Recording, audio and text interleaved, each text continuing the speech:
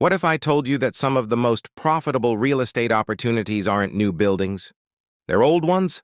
Abandoned factories? Forgotten warehouses? Decaying apartment blocks? Empty schools? Old hotels? Buildings that most people look at and see one thing: a problem. But an entire industry looks at the same building and sees something completely different: an opportunity. Because an old building doesn't necessarily mean a worthless building. Sometimes it means cheap land, existing infrastructure, a valuable location, tax incentives, and most importantly, potential. This is the business of redevelopment and adaptive reuse, and it has quietly become a major money-making machine in real estate.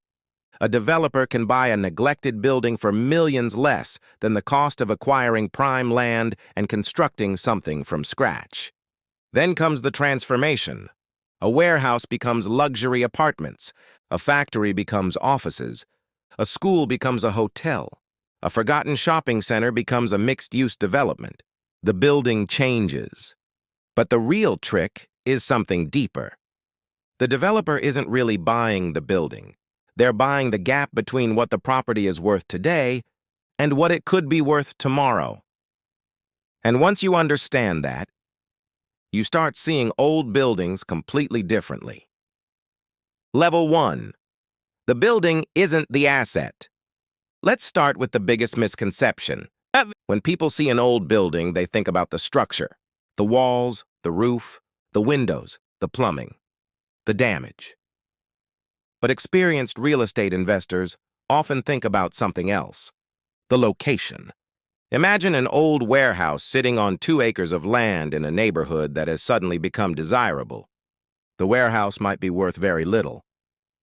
But the land underneath it? That's different. Maybe a new subway station opened nearby. Maybe technology companies moved into the area. Maybe restaurants and luxury apartments started appearing. Suddenly, land that was once ignored becomes extremely valuable. And this is where the economics get interesting. Building a brand new property often requires buying land first, then obtaining permits, then designing the project, then constructing it, then connecting utilities, then waiting years before generating meaningful revenue. But when you buy an existing building, much of that infrastructure may already exist: road access, utilities, parking, foundations, structural systems, sometimes even permits or zoning advantages. So the developer isn't starting from zero. They're starting from something that already has a physical and legal footprint, and that can dramatically change the economics. Consider a simple example. An old industrial building costs $3 million. Renovation costs another $4 million. Total investment? $7 million.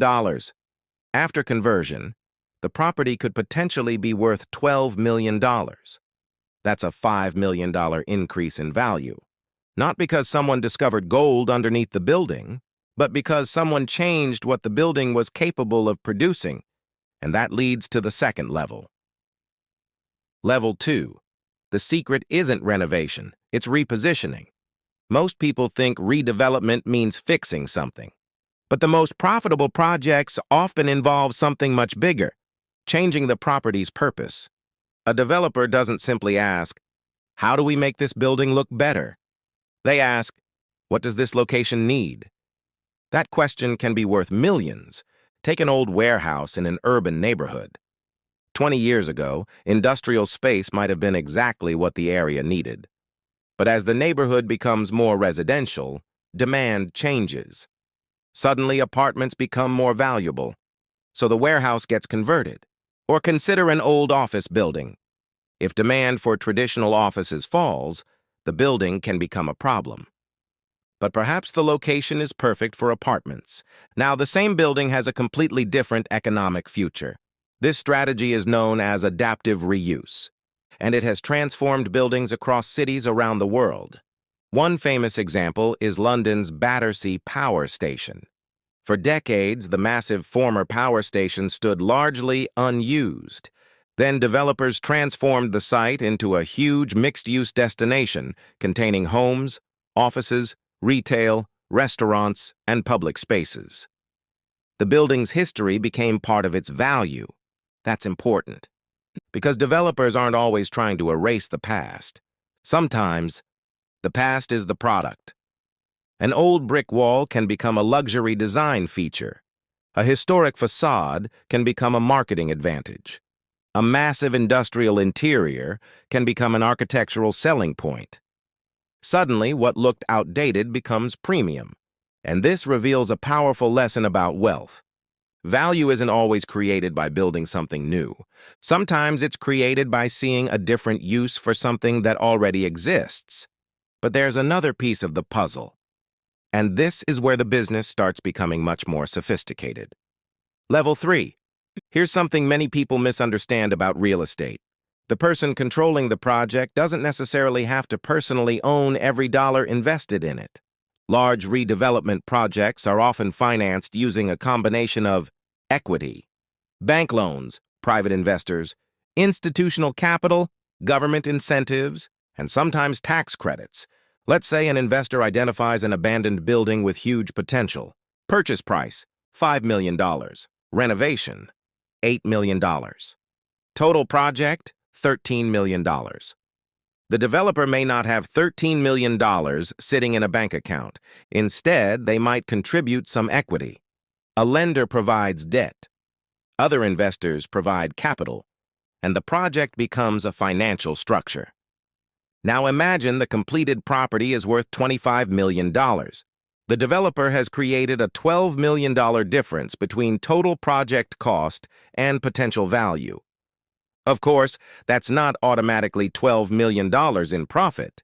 There are financing costs, taxes, professional fees, construction overruns, vacancies, insurance, maintenance, and market risk.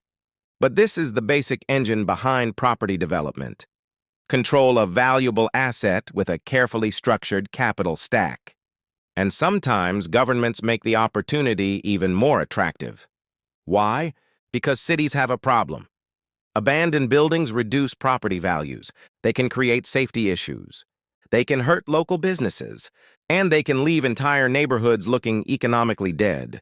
So governments sometimes offer incentives to encourage redevelopment. Tax abatements, historic preservation credits, brownfield programs, grants, low-interest financing. Different countries and cities use different mechanisms.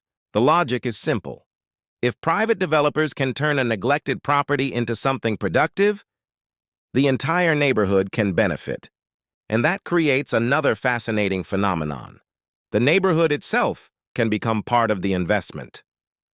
Level 4. Imagine buying a forgotten building for $2 million. You renovate it, businesses move in, people move nearby, restaurants open, transportation improves, other developers notice. Then more buildings get renovated, property prices rise, and suddenly, your $2 million building isn't worth $2 million anymore. This is one of the most powerful forces in real estate, neighborhood transformation. Developers aren't just investing in buildings. They're sometimes betting on what an area will become. And this is why location matters so much. A terrible building in an extraordinary location can be more valuable than a beautiful building in a terrible location. Because buildings can be changed. Locations are much harder to change. This is also where careers emerge. The redevelopment industry isn't just about developers. It creates entire ecosystems. Architects, construction companies, engineers, real estate attorneys, property managers, surveyors, urban planners, financing specialists, interior designers, commercial brokers, project managers, and investment analysts. A single redevelopment project can involve dozens of companies and hundreds of workers. So when you look at an abandoned building, you might actually be looking at an entire future economy waiting to be activated. But there is a darker side, because redevelopment can create enormous wealth. And sometimes, that wealth comes with consequences. Level 5. Here's the part that doesn't always make the headlines. When a neglected neighborhood becomes valuable, the people living there can face a new problem. Affordability. Imagine an area where apartments were cheap for decades, then developers arrive. Buildings are renovated. New businesses appear, crime falls, infrastructure improves, property values rise. At first, everyone celebrates. But eventually, rents may rise too. Property taxes can increase. Older businesses may struggle. Long-term residents may be priced out. This process is often associated with gentrification, and it creates a complicated economic question. How do you unlock the value of a neighborhood without destroying the community that made the neighborhood valuable in the first place? There isn't one universal answer. Some cities use affordable housing requirements. Some offer tax incentives tied to preservation. Some encourage mixed-income developments. Others impose restrictions on certain types of redevelopment. And developers themselves face another problem. Old buildings are unpredictable.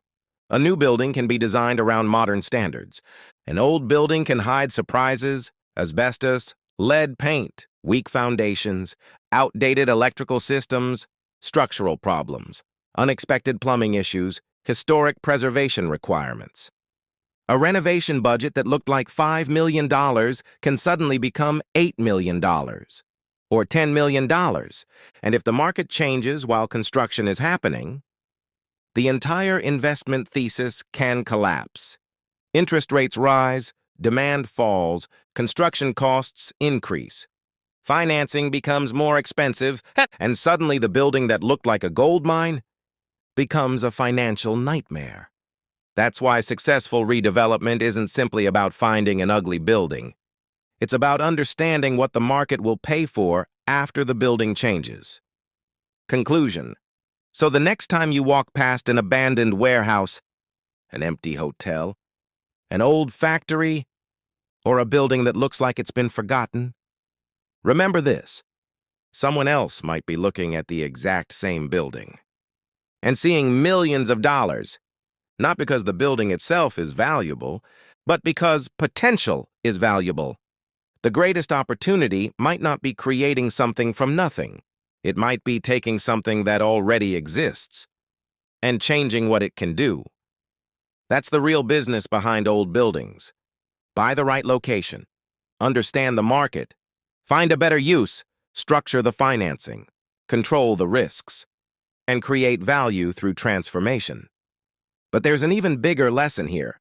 Wealth often comes from seeing what other people overlook. Most people see an abandoned building and see decay.